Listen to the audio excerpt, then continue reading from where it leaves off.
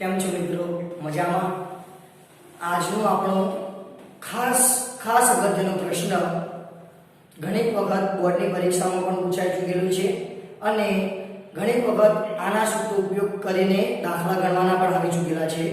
એવો ખાસ અગત્યનો પ્રશ્ન કે વિદ્યુત ડાયપોલની અક્ષ પર આવેલા કોઈપણ બિંદુએ ઉદ્ભવતા વિદ્યુત ક્ષેત્રનું સૂત્ર ધારો.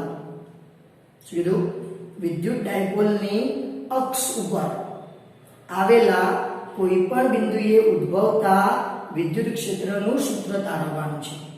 બરોબર? તો પહેલી વસ્તુ વિદ્યુત ડાયપોલની અક્ષ કોને કહીશું આપણે?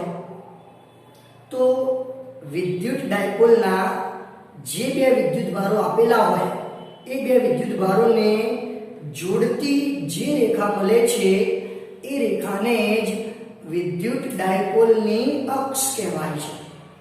શું કીધું? વિદ્યુત ડાયપોલના બે વિદ્યુત ભારોને જોડતી રેખાને જ વિદ્યુત ડાયપોલની અક્ષ કહીશું આપણે. બરાબર? જોઈ લેજો કેવી રીતે ફિગર ડ્રો કરવાની ને બધું. અહીંયા આગળ ધારો કે આપણી પાસે એક વિદ્યુત ભાર પ્લસ q, અહીંયા આગળ બીજો વિદ્યુત ભાર માઈનસ q, બેની વચ્ચેનું અંતર કેટલું હતું? 2a જેટલું હતું. ધારો કે મિડલમાં એક્ઝેક્ટ એનું મધ્ય કેન્દ્ર O આવેલું છે, તો કુલ અંતર બેના વચ્ચેનું કેટલું હતું? 2a. તો દરેક વિદ્યુત ભારથી કેન્દ્રનું અંતર લાવવું હોય તો a જેટલું બની જાય. ક્લિયર?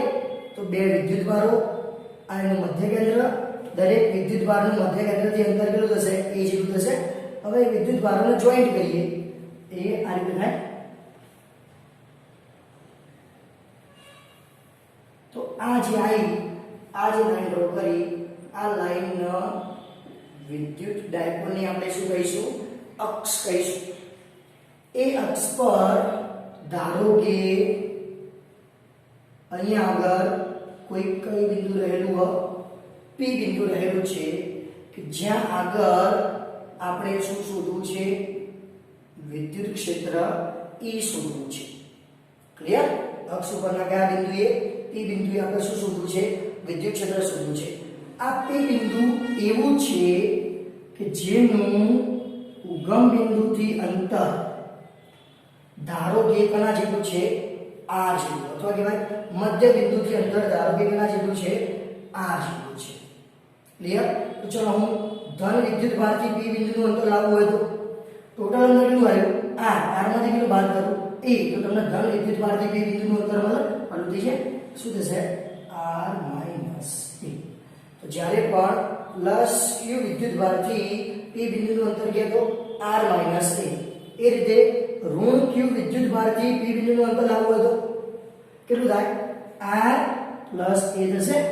આવું થશે R પ્લસ A. તો બધા જ અંતરો આકૃતિમાં દર્શાવી દીધા છે.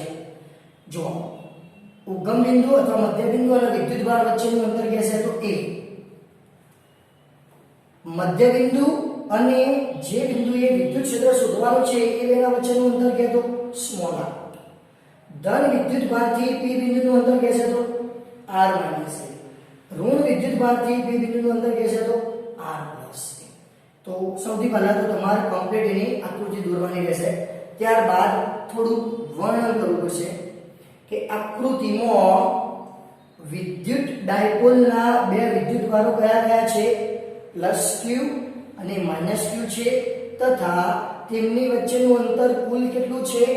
2a જેટલું છે, અને O એ આ વિદ્યુત ડાયપોલનું મધ્ય કેન્દ્ર છે.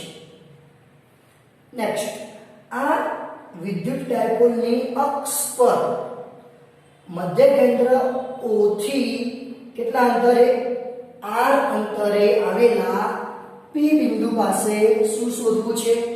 વિદ્યુત ક્ષેત્ર શોધવું છે. આ માટે આપણે બંને વિદ્યુત ભારોને કારણે P પાસે ઉદ્ભવતા વિદ્યુત ક્ષેત્રો શોધી તેમનો સદિશ સરવાળો કરવામાં આવે તો P પાસે ઉદ્ભવતું પરિણામી વિદ્યુત ક્ષેત્ર આપણે શોધી શકીએ છીએ. ક્લિયર? ચલો કયા બિંદુએ વિદ્યુત ક્ષેત્ર શોધવાનું છે P પાસે? તો તમને અગાઉના લેક્ચરમાં આવું કહ્યું હતું કે જે બિંદુએ તમારે વિદ્યુત ક્ષેત્ર શોધવાનું હોય ત્યાં કયો વિદ્યુત ભાર ધારવો પડે? એકમ ધન વિદ્યુત ભાર ધારવો પડે. તો શું થશે? આવું થશે.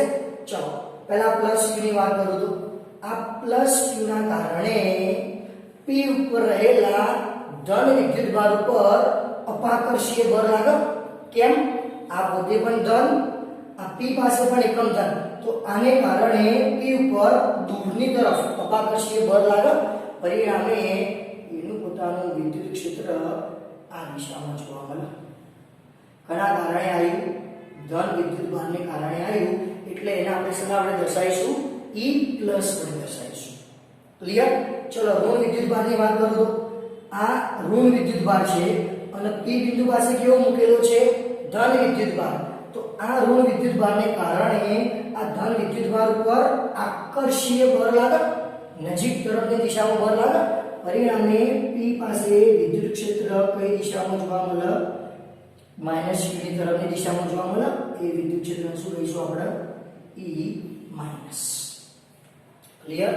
તો કહી શકાય કે P બિંદુ પાસે બંનેના વિદ્યુત ક્ષેત્રો પરસ્પર કઈ દિશામાં આયા? વિરુદ્ધ દિશામાં આયા.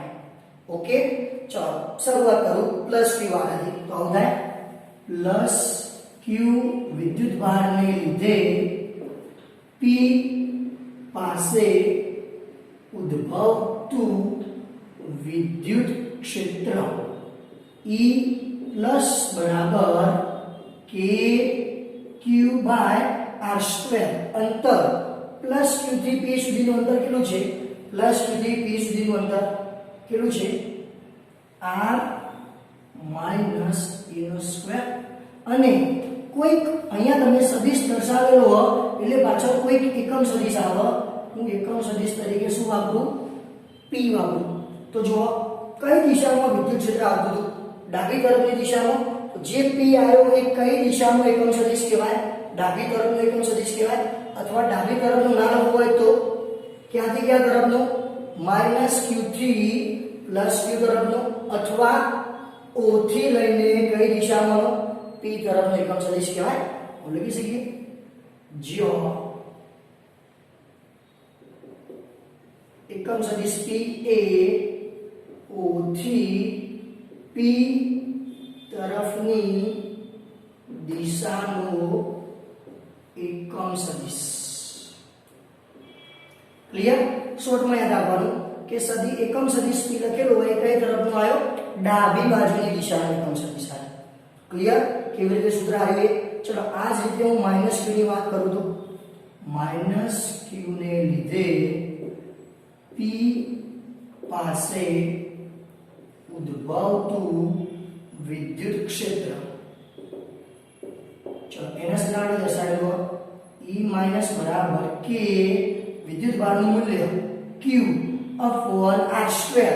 એટલે કે માઈનસ q થી p બિંદુ સુધીનું અંતર કેટલું? માઈનસ q થી p બિંદુનું અંતર r પ્લસ a નો સ્ક્વેર.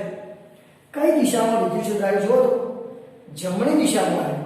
જો ડાબી બાજુ હોત તો તમે કયો એકમ સદિશ લગાવો? p લગાવો. તો જમણી બાજુ આવો તો કયો એકમ સદિશ આવે? માઈનસ p આવે.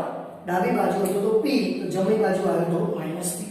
તો આ ઋણ વિદ્યુત ભારને કારણે વિદ્યુત ક્ષેત્ર આવ્યું, આ ધન વિદ્યુત ભારને કારણે વિદ્યુત ક્ષેત્ર આવ્યું. તો પરિણામે લાવવું હોય તો સંપાતપણાના સિદ્ધાંત અનુસાર બંનેનો સદિશ સરવાળો કરવો પડે. તેથી p પાસે કુલ વિદ્યુત ક્ષેત્ર E બરાબર પહેલું આવ્યું E પ્લસ વત્તા બીજું આવ્યું E માઈનસ. ચલો E પ્લસ શું લાવે તમે?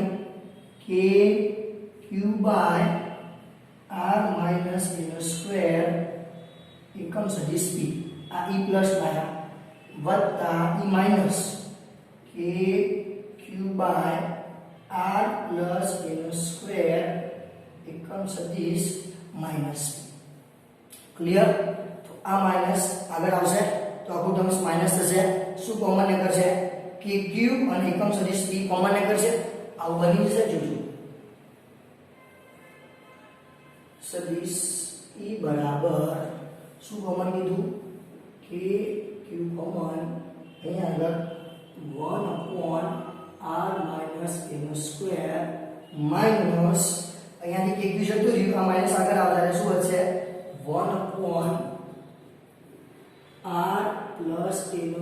a² આખાની બહાર એકમ સદિશ p. ક્લિયર આના સુધી?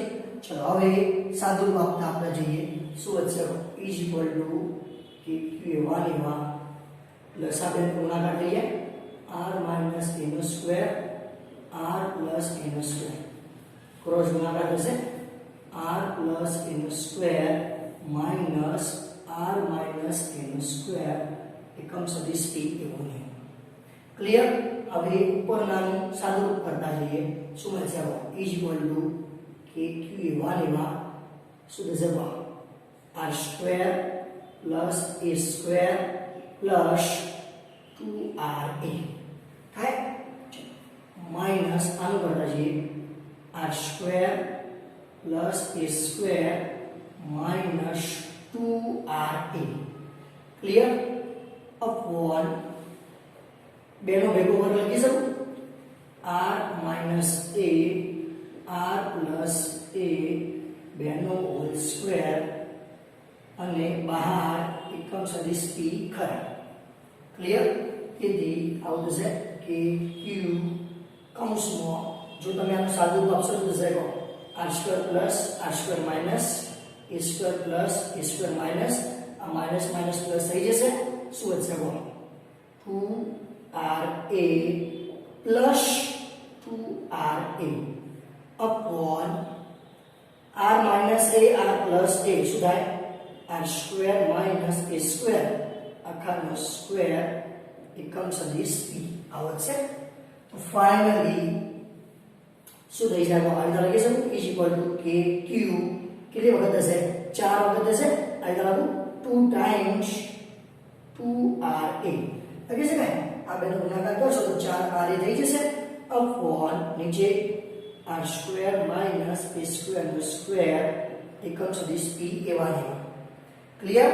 હવે ખાલી આટલું પકડવા q2a જેના ઉપર મેં ગોળ કર્યું છે q2a એની જગ્યાએ તો તમે વિદ્યુત ડાયપોલ મોમેન્ટ p મૂકી શકો. ક્લિયર? જે આગળ ગુણાકાર કરે q * 2a ની જગ્યાએ p મૂકી દો શું મળશે = 2krp અપોન r² - a² નો સ્ક્વેર એકમ સદિશ p જ્યાં p કની જગ્યાએ મૂક્યું q * 2a ની જગ્યાએ મૂક્યું. તો આ ફાઇનલી તમારે કોઈ પણ ડાયપોલની અક્ષ ઉપર ઉદ્ભવતા વિદ્યુત ક્ષેત્રનું સૂત્ર આવી ગયું. તો સિમ્પ્લિફિકેશન કરવાનું ખાસ ધ્યાન રાખવાનું કંઈક મેથેમેટિકલ મિસ્ટેક ના થવી જોઈએ. તો સદિશ e બરાબર 2krp અપોન r² - a² નો સ્ક્વેર એકમ સદિશ p. હવે આગળ જો આ p બિંદુ બહુ દૂર હોત તો આ અંતર ખૂબ જ મોટું બની જાય. એની સાપેક્ષે આ એ અંતર કેવું બને નાનું બને. તો r ની સાપેક્ષે આપણે કને અવગણી શકીએ એને અવગણી શકીએ. હવે લખી શકાય જો p બિંદુ દૂર હોય તો શું મતલબ થશે r so much greater than શું બને 1. તો r ની સાપેક્ષે તમે એને શું કરી શકો અવગણી શકો. અહીંયા આગળ r ની સાપેક્ષે એને અવગણી દો તો a² કાઢી શકાય. એની કેટલી ઘાત વધશે r ની 4 ઘાત વધશે. આવડી જાય સદિશ e બરાબર 2krp અપોન r ની કેટલી ઘાત કીધી 4 ઘાત એકમ સદિશ p એવું ને એક r કેન્સલ થશે. ફાઇનલી e બરાબર 2kp અપોન r³ એકમ સદિશ. તો જ્યારે p બિંદુ બહુ દૂર આપેલું હોય ત્યારે અક્ષ પર વિદ્યુત ક્ષેત્ર શોધવાનું સીધું સૂત્ર e બરાબર 2kp r³. આના પરથી આપણે શું લખી શકીએ કે અક્ષ પરના કોઈ પણ બિંદુ માટે વિદ્યુત ક્ષેત્ર E કના સમપ્રમાણમાં થાય 1/r3 ના સમપ્રમાણમાં થાય અથવા r3 ના વ્યસ્ત પ્રમાણમાં થાય. તો આ સૂત્ર યાદ રાખજો. સીધું જ વિદ્યુત ક્ષેત્ર E બરાબર 2kp/r3 એકમ સદિશ P. કયો હતો એકમ સદિશ P? ડાબી બાજુનો એકમ સદિશ. જો P બિંદુથી કઈ તરફનો હતો? ડાબી બાજુનો. અહીંયા ઉલ્લેખ કરેલો છે. તો એકમ સદિશ P એ O થી P તરફની દિશામાંનો એકમ સદિશ. તો છે અહીંયા સુધી તમારે આનો જવાબ લાવવો પડશે. ક્લિયર? કમ્પ્લીટલી સમજાઈ ગયું? Okay, thank you.